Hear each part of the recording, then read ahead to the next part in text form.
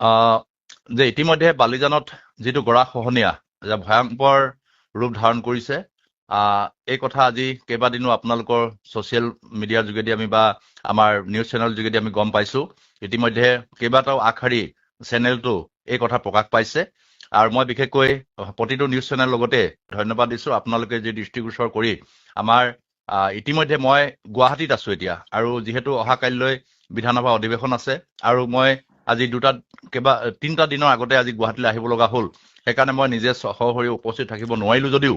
আজি পুৱাই মাননীয় মন্ত্ৰী মহোদয়ৰ লগত মোৰ কথা হয়, আৰু মাননীয় মন্ত্ৰী মহোদয়ে বিভাগীয় কৰ্তৃপক্ষক নিৰ্দেশ দিয়ে তৎকালভাৱে যাতে যিটো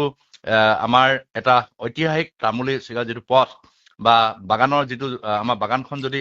যি ধৰণে ইৰচন হৈছে আৰু 200-300 ফুট অহাৰ লগে লগেই তামুলী আলিৰ লগতে আমাৰ বালিজানৰ আধা সংখ্যক বাগিচা ব্ৰহ্মপুত্ৰৰ বুকুত যাব। সেয়েহে তৎকালভাৱে মাননীয় মুখ্যমন্ত্ৰীক আমি এই বাৰ্তালাপ কৰাৰ লগে লগে তেখেতে বিভাগীয় বিষয়াক ইতিমধ্যে নিৰ্দেশ দিছে, আৰু অহা কালিৰ পৰা মোৰ বিশ্বাস অহা কালিৰ পৰাই এই কাম টেম্পৰেলি আমি এই ৰোধ কৰি অহা বৰ্ষখিনিত খৰালি ছিজনত এই কাম পূৰ্ণ গতিত আগুৱাই নিবৰ কাৰণে ইতিমধ্যে মাননীয় মন্ত্ৰী মহোদয় সিদ্ধান্ত গ্ৰহণ কৰি বিভাগলৈ নিৰ্দেশ দিছে। সেইকাৰণে মই মাননীয় বিভাগীয় মন্ত্ৰী পীয়ুষ হাজৰিকা ডাঙৰীয়াক ধন্যবাদ আৰু কৃতজ্ঞতা জনাইছো।